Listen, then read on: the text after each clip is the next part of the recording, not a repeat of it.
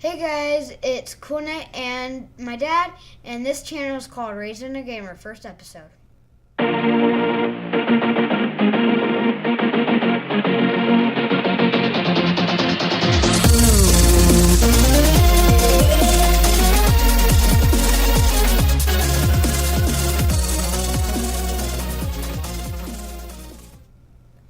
And our first episode is going to be on Super Mario 64.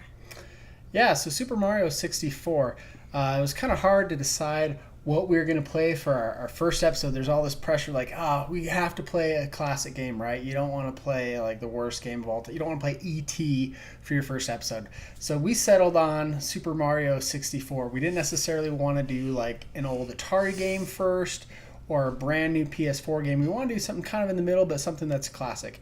And for me, Cool Night, Super Mario 64 is one of the games that defines my childhood. This game came out in 1996 when I was 15 years old, so I'd already been playing games for a while.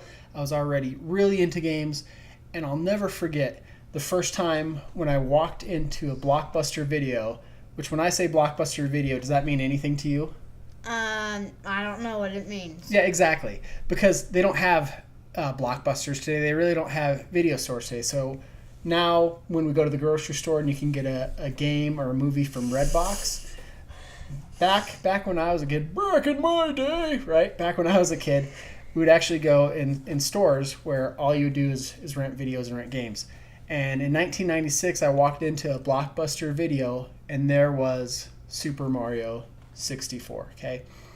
Now, you've played some of the other Marios. A lot of them are 2D games. But Mario 64 was, at the time, such a revolutionary game because all of a sudden Mario was in 3D, okay?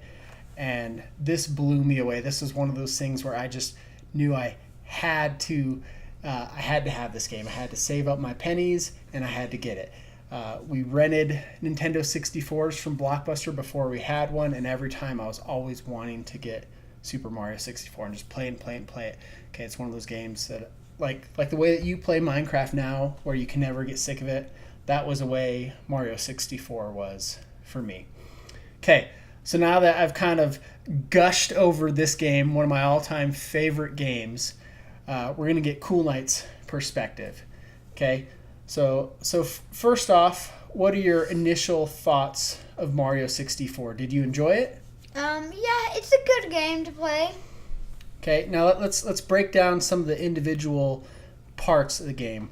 What about the graphics? What did you think of the graphics? How did it look to you? They're pretty good for a 1996 Yep. game, but there's a lot of dots I can see like everywhere. That's So a lot of pixelation. Yeah. Yeah, and one of the things too that I noticed that not only is it pixelated, but one of the techniques they did back then was it kind of made everything look a little bit muddy. Okay, so it didn't have quite the graphical power that games have now. But at the time, this was still, in 1996, this was a huge breakthrough graphically. Okay, but enough about the graphics. You know, I thought it had, for the time, it had a great look. What did you think of the music? It's catchy. Yeah. There's a bunch of times where as we've been playing this, we've been like walking around in the house, and all of a sudden we start humming, you know, one of the tunes from one of the levels that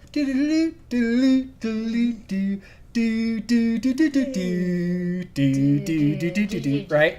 So, and you get these stuck in your head. So one of the one of the great parts of this game is the music. I think the music is fantastic, top notch, absolutely love it, still great.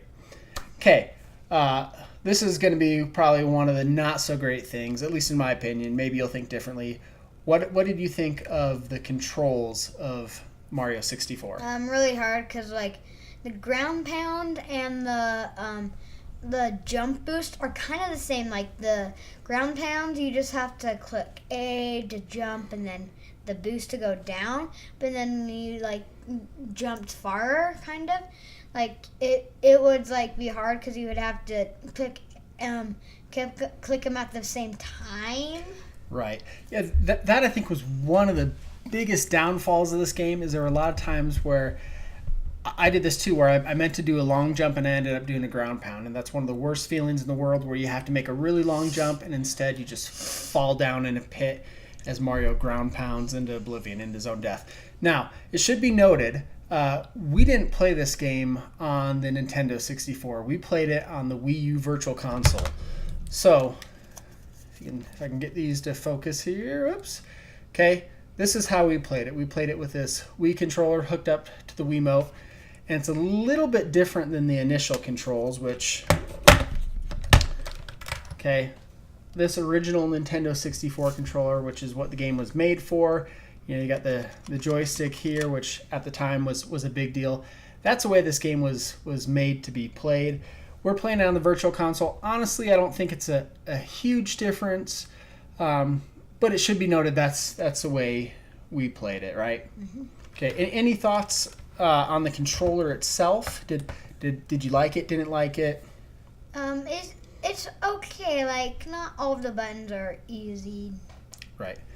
Okay. Now the last thing, Cool Knight, that I want to ask you is the ability to pick up and play this game. Was it hard to learn? Was there a lot of ins and outs of this game, or is it one that you can just pick up and within a few minutes you know how to do it? It's a little challenging. Okay.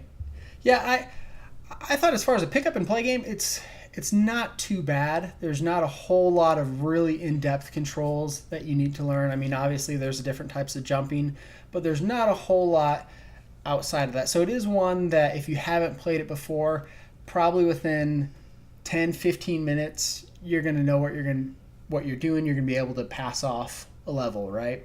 That wasn't too hard. Now, I will say the overall challenge of the game, for a game that I used to play all the time, I was kind of surprised at how hard it really was. There are a lot of levels that we struggled with. And one of the biggest downfalls and one of the biggest pitfalls of this game was the camera angle. Yeah, the camera angle on this level, like I clicked a button to try to get on this course, and like somehow the thing moved, and I'm like, I need to get the camera back. It's making it so hard. Yeah, there were a lot of times where the camera would really just impede your progress in this game, where you couldn't see where you were supposed to be going because the camera would just randomly move on you, and that was really, really frustrating. Okay. Oh, sorry, go ahead, Cool Knight. And I think it's because of that cloud person that follows the person, like that just TV. Yep. And yeah, they try and make the camera. They try and mask it as if it's actual someone that's actually recording you and trying to make this like a live broadcast. So they're trying to swoop around you. That's the way they go about that one. And it, like Breath of the Wild, it's way easier to move the screen. Right, so you can definitely tell over the years that a lot of games have really improved on camera angles, and so playing an older game, that's definitely something that stands out. One of the last things I want to talk about is as a parent, is there any concerns with this game? Is there any reason why I wouldn't recommend that you play with your children? In the case of this game, no, it's Mario, it's a Nintendo property. It's very cartoony. There's nothing gory. There's no language. There's nothing to that that would make me say, hey, definitely don't play this with your kids. It's a one-player game, but it is a great game to pick up and play together. Yeah. Now, if this is something that interests you, this is not a game that you're going to walk into a Target or a Best Buy and find, right? This is a 20-some-year-old game. So if you want it, your best options are going to be like online, like eBay or garage sale.